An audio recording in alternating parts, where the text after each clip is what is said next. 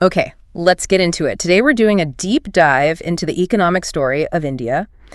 And it's a story that is, well, both compelling and really confusing at the same time. I mean, for last decade, you've seen this incredible momentum. We're talking sustained annual GDP growth of around 7%. That's a huge number. It is a massive number, especially for a country of that scale.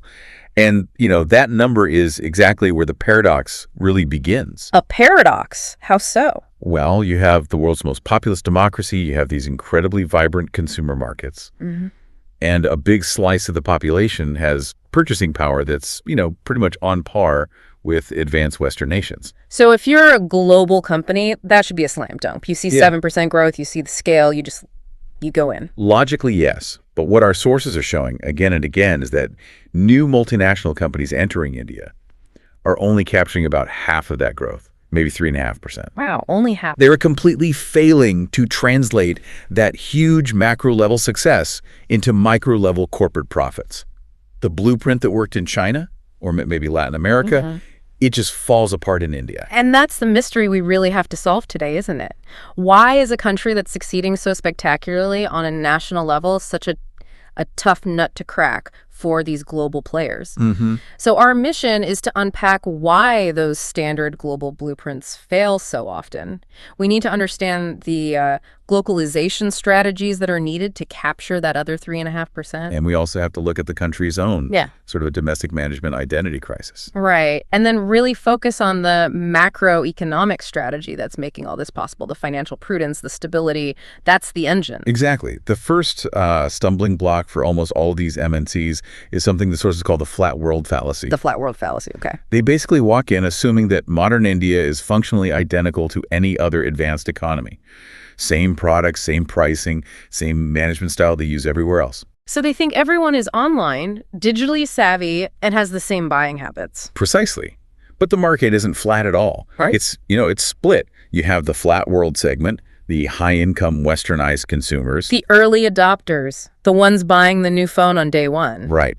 And they might be 20% of the market for, say, tech or durable goods. They're easy to reach with those global models. But 20% isn't the whole story. Not even close. The other 80% is what the sources call the reality space. This is the huge, diverse majority with moderate incomes.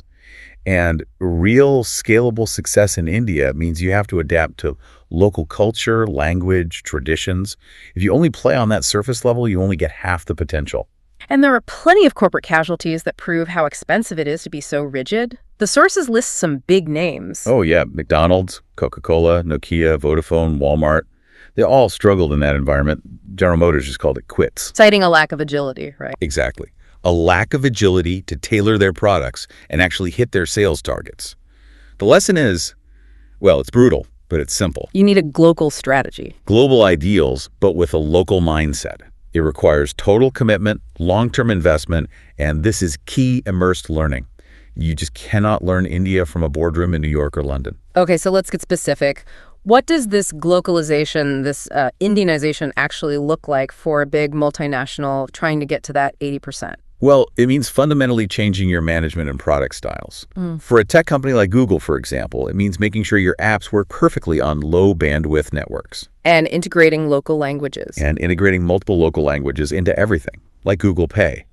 For a consumer giant like P&G, it's about adapting packaging sizes, prices, even the formula of your soap to match the local water quality. That's way more than just translating a label on a box. That's building from the ground up. It is. Or think about the car industry. Companies like Toyota, Suzuki, and Hyundai learned pretty fast they couldn't just import designs from Japan. To succeed in India, their product design had to have a local mindset. It needed to focus on durability, fuel efficiency, and hit very specific price points that mattered to the average family. And what about business-to-business companies? How do they Indianize? For tech hardware giants like HP and HPE, or an industrial company like Siemens, they have to leverage local talent, not just as cogs in a machine, but as cultural interfaces. So local managers become essential. They're the bridge. They navigate the bureaucracy, understand the regional differences, and translate what the local market needs back to the global HQ Without that, you just have friction and missteps. You miss the 80%.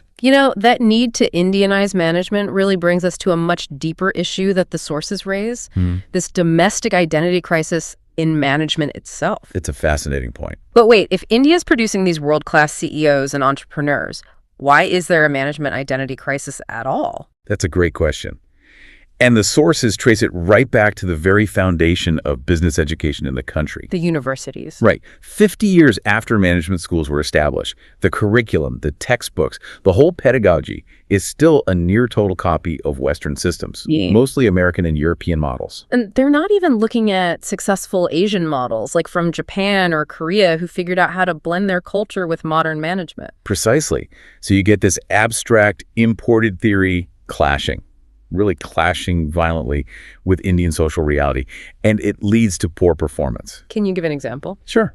Take something as basic as a performance appraisal. Yeah. In a Western model, direct critical feedback is seen as constructive. It's just business. It's meant for professional growth. Right. But in many Indian contexts, especially where community and hierarchy are important, that same direct criticism can be seen as a personal insult, a huge loss of face, a threat to the family's stability. So the tool designed to help performance actually ends up causing resentment and high turnover. Exactly. Which gets to the core of it.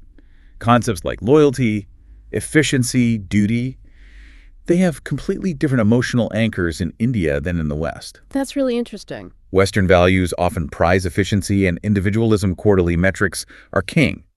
But the Indian ethos often prioritizes karma, duty, family security, emotional loyalty. So loyalty isn't just to the company. It's often tied directly to the welfare of the employee's entire extended family, not just their individual bonus. A manager trying to motivate someone with a simple year-end bonus might be missing the point completely if that employee is really worried about a cousin's tuition. So what's the solution? The solution isn't to go back to some feudal style, but to develop truly indigenous frameworks. The sources argue that academia needs to stop just importing theories and start documenting the unique, successful practices of Indian giants, companies like the Tatas or L&T. So the goal is to define this new native manager, a professional who can merge global best practices with a deep understanding of the local ethos. That's it, a professional who is principled, trustworthy, and socially responsible. And there are role models for this already. People like J.R.D. Tata, Verghese Kurian, Dr. Abdul Kalam. They showed how to fuse that modern professionalism with a grounded Indian ethos. Okay, so if management styles are clashing that hard, I have to imagine that translates into financial risk pretty quickly. Absolutely. Which brings us to the national macroeconomic strategy. This is where India seems to be really setting itself apart. This is where prudence becomes policy. The sources sound a huge alarm about adopting high-risk financial practices from Western markets. Things like complex mortgage derivatives, that sort of thing. Exactly, or excessive speculation. Bringing that kind of trading post mentality into the Indian system could be catastrophically destabilizing. The local market just values long-term stability much more than short-term volatility. Which must be why the failure of Kingfisher Airlines, which the sources call a playground for trick and gimmick, was so indigestible for Indian investors. They want security. Precisely. Financial decisions, from capital budgeting to pay structure, have to prioritize stability. They need to securely direct that massive pool of domestic savings toward real productive growth housing, transport, healthcare. And this is working. I mean, India is positioning itself as the fastest growing large economy in what some are calling a Goldilocks period. That's right. High growth, but with a benign outlook on inflation. So let's break that down. The projected GDP growth for this year is a very strong 7.3%. But what about inflation, which is just crushing so many other economies? Inflation is at historic lows and is projected to stay that way. And that has allowed the Reserve Bank of India, the RBI, to make a really interesting policy move. They cut the policy repo rate. They did, which is basically the rate banks borrow from the central bank. And they cut it despite that high growth. Which seems counterintuitive. Usually with high growth, you hike rates to cool things down. You do. But because the inflation outlook is so benign, the real interest rates can actually be supportive of growth, not a drag on it. The RBI is proactively making sure the cost of capital keeps the momentum going. Okay, speaking of stability, let's talk about currency volatility. The rupee has weakened a lot recently. Is the RBI trying to defend a certain level against the dollar? No, and that's a key part of their policy. They don't target any specific level for the rupee. They let market forces figure out the price. So when do they step in? Their intervention is strictly limited. It's only to curb what they call undue or excessive or abnormal volatility or, speculation. They let the market find its natural level. And how does letting the rupee weaken actually help? A weaker rupee helps keep exports competitive. The Economic Advisory Council noted that India's real effective exchange rate is very competitive, which helps exports even with global trade pressures and tariffs. And there's another piece to this stability puzzle, a huge domestic buffer. A massive one. You're talking about the domestic institutional investors, the DIIs, versus the foreign institutional investors, or FIIs. Right. Can you give us a sense of their scale? Of course. FIIs are notoriously flighty. They pull their money out at the first sign of trouble. But in a recent period where FIIs pulled out $12 billion, the DIIs, your local mutual funds, pension funds, stepped in and invested around $70 billion. $70 billion, that's incredible. It's a staggering amount of domestic confidence, and it acts as this robust stability driver, offsetting that foreign turbulence. It ensures Indian assets are supported by Indian money. That is the definition of resilience. And I assume the government is also fueling this growth through spending. Yes, through massive, focused capital expenditure, or CapEx. But this isn't just typical government spending. It's infrastructure. It's huge infrastructure projects, national highways, port development. CapEx is so effective because it has a big multiplier effect. It stimulates a lot of private sector investment and income across the whole economy. And where's the money for all this coming from? From phenomenal growth in tax collection, specifically the goods and services tax, the GST. Collections jumped from 11 lakh crore to 20 lakh crore. Just to put that in perspective for our listeners, a lakh crore is 10 trillion rupees. That's hundreds of billions of dollars. Right, so that revenue strength is what's enabling this incredibly fast, high-impact infrastructure development. So if we pull all of this together, the need for globalization, the search for a new management identity, the macroeconomic prudence, it all points to the same thing, doesn't it? It does. India's next big leap has to be built on its own indigenous foundations, not just imported ideas. Absolutely. And the evidence that this native capability exists is undeniable. Yeah. You see it in private sector wins, like the dairy cooperative Amul or the tech giants HCL and Infosys. But the most powerful example, and it's almost a paradox, is actually in the public sector. You're talking about ISRO and DRDO. Yes. The Indian Space Research Organization and the Defense Research and Development Organization, they show these phenomenal native characteristics of self-reliance, achieving world-class results in aerospace and rocket technology. And they do it on shoestring budgets. Budgets that are sometimes smaller than a Hollywood movie. It shows this unique capacity for frugal engineering and a mission mode focus that is uniquely Indian. Which proves the innate capability is there. It just needs to be properly harnessed by the private sector. That's the key. The path forward for managers is to create these frameworks that explicitly compare global and native models before they make a decision. So instead of just defaulting to the Western model, you contrast them. You realize that motivation in the West might be individual gain, but in India it might be family security. So you align your incentives with those social needs. You treat the organization less like a machine and more like a social organism, a community. So the final synthesis is this. Sustainable success in India requires MNCs to fully embrace globalization.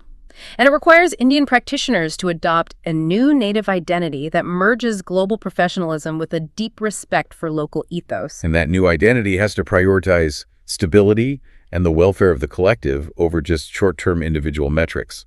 That's how you unlock that missing 3.5% of growth. That's the core takeaway. The future is Glocal and it's grounded. It has to be. And here's a final provocative thought for you to chew on. The sources noted that ISRO, a government-run entity, achieved world-class results on tiny budgets through things like frugal innovation. What specific practical management lessons in mission mode project management or resource constraint optimization or even leveraging team loyalty can a modern private company, say a software firm in Bangalore or a factory in Pune, learn from these public sector innovators and actually implement in their office tomorrow morning? Something to mull over. Thank you for joining us on this deep dive. Thank you. We'll see you next time.